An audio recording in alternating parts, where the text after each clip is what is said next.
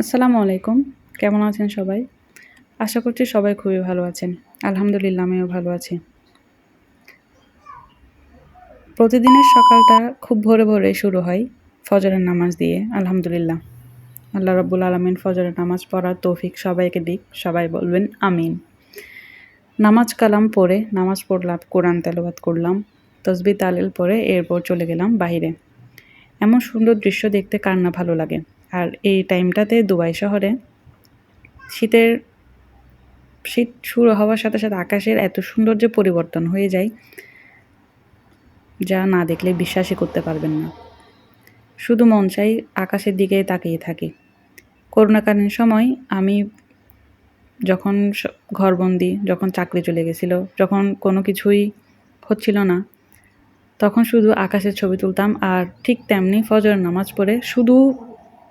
পড়ে কোরআন তেলাওয়াত করে শুধু আকাশের ছবি তুলতাম। আমার গ্যালারি ভর্তি ছিল হাজার হাজার আকাশের ছবি। এই যে ঘাসগুলা দেখতেছেন, কুয়াশায় একদম ভিজে টুসটুসে হয়ে আছে এগুলো। এত সুন্দর লাগতেছিল যা বলে বোঝাতে পারবো না।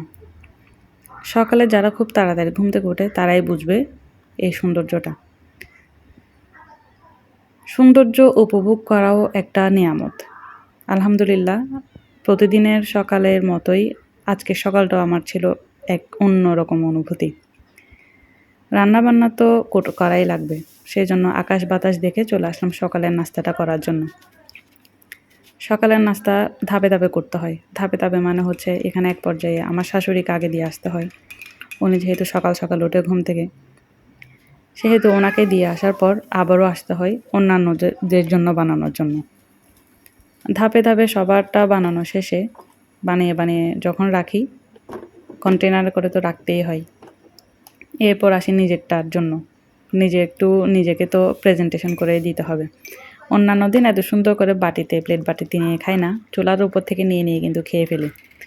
তো আজকে যেহেতু একটু ভিডিও করব, সেই জন্য একটু ঢং করলাম আর কি। তো আজকের সকালটা এতটুকুই ছিল। চায়ের আড্ডা দিয়ে শেষ করলাম। ইনশাল্লাহ আগামীতে আর একটা নতুন ভিডিও নিয়ে আসবো। পাশে থাকবেন, সাথে থাকবেন, আর আমার জন্য দোয়া করবেন। আসসালামু আলাইকুম।